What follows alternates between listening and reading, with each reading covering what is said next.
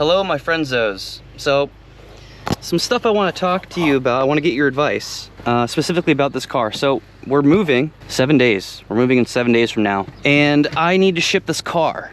I mean, I could fly back and drive it, but I really don't want to do that this time. It's overwhelming looking at all the shipping options because the vast majority of the results you get when you Google, like, you know, vehicle shipping are brokerages.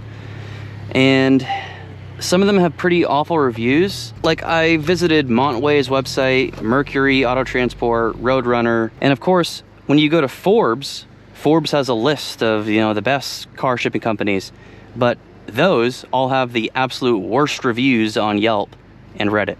So they're obviously paid to be there on Forbes' website.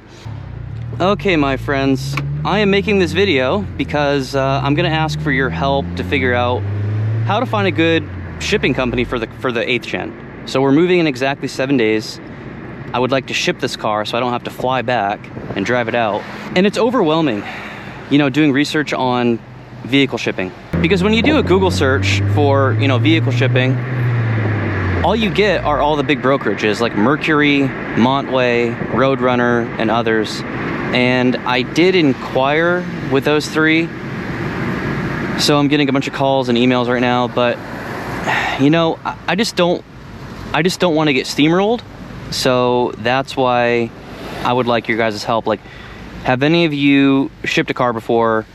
I know someone, I think, DM'd me and said car ship or something like that, but I'm really hesitant to use the big brokerages because if you Google like their Yelp reviews, they are not very good.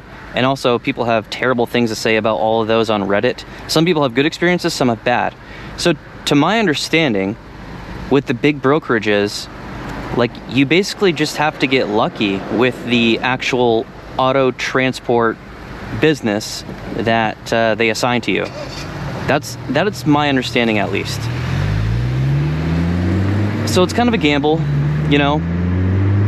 And there's this other whole thing that some of them do where if you pay cash upon delivery, you get a little bit of a discount. That seems kind of sketchy to me. Am I wrong to think that? It seems a little sketch. And then I found this YouTube video of this guy who has his own brokerage, I think. It's called Air Ride. So I inquired with them as well. You know, Vivian and I are going to be on the road for we're going to be on the road for 8 days. After 8 days on the road, the last thing I'm going to want to do is get on the plane, fly back here, and get my car and drive back. Really missing that panoramic view monitor right now in Vivian's car. I cannot tell where that freaking sidewalk is.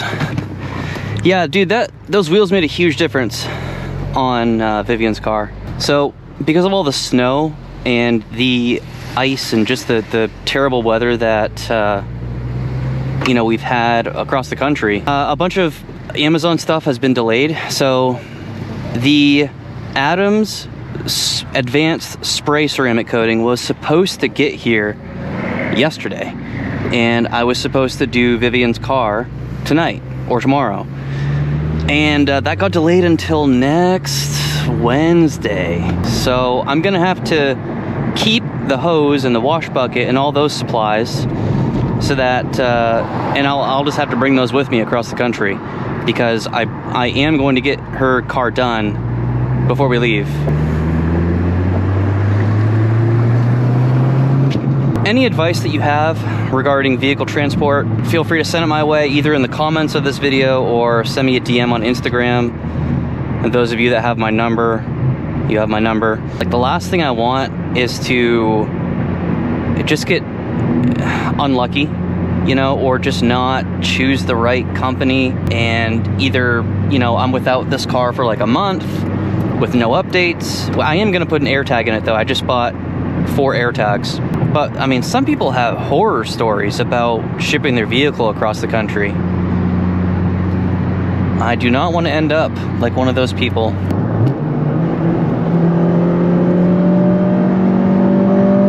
Oh!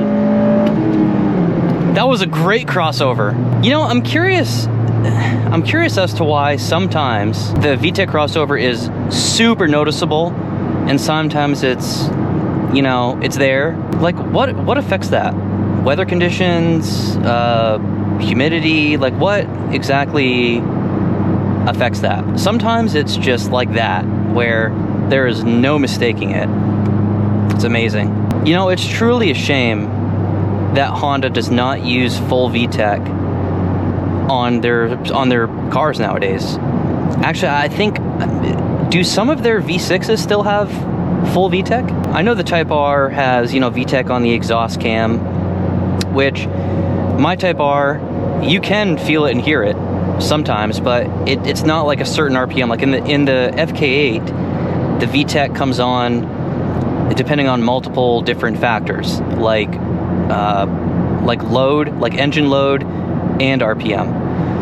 So sometimes it'll come on at like 3,400 RPM, sometimes it'll come on at like 45. It just depends where I'm at driving it. But this car, as of right now, before I get it tuned, it's 5,800 RPM and it's go time. So it's cool because I know it's coming, and then when it hits, it's just I love it. Ooh, I might already be in VTEC if I go into fourth right now. I think I will be.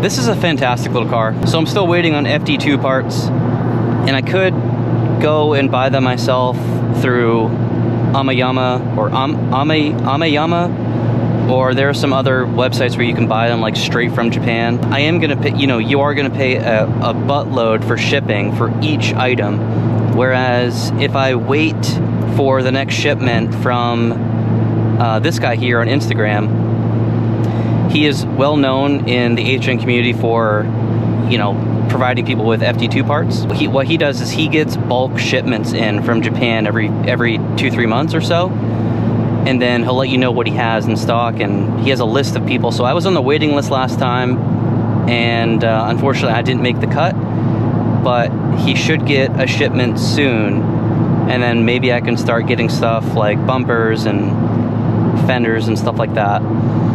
So my hope is that by the end of 2025, at least exterior wise, this can be fully converted and painted.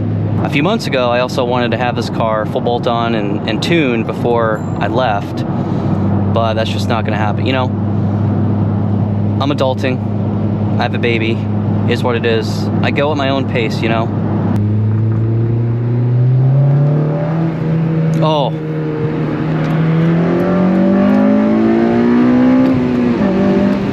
Oh my God.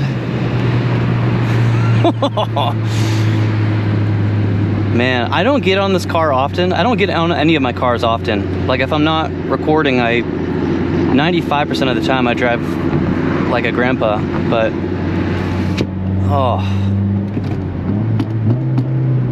It's so nice to have a real K-Series engine. I love that little growl it has. You gotta love Honda, guys. Man, speaking about Honda, so I guess there's a bunch of rumors floating around that Honda is working on a fully EV Type R. To which I responded on an Instagram post, that's gonna be a fuck no from me, dog. I don't know, man. I think we're living in the end of an era. I mean, if we can do away with EV mandates, then all we're gonna have to worry about at that point is the EPA, and the EPA is gonna keep on raising their fleet standards, right?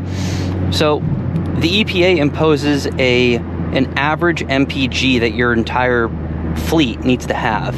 So Ford has one and Honda has it. So the reason Ford is still able to sell a Raptor R and a Mustang GT is because they have the Mustang Mach-E and like the Ford Lightning and other cars that get great MPG to offset that. You know, Honda's coming out with EVs and stuff, and Honda has like almost all their vehicles are offered in a hybrid now. I think actually, yeah, almost all their vehicles are. So they should be way above the EPA standards. There's no need for a fully electric Civic Type R. That's just my opinion, but who am I? I'm just a random guy on the internet. That's my opinion though.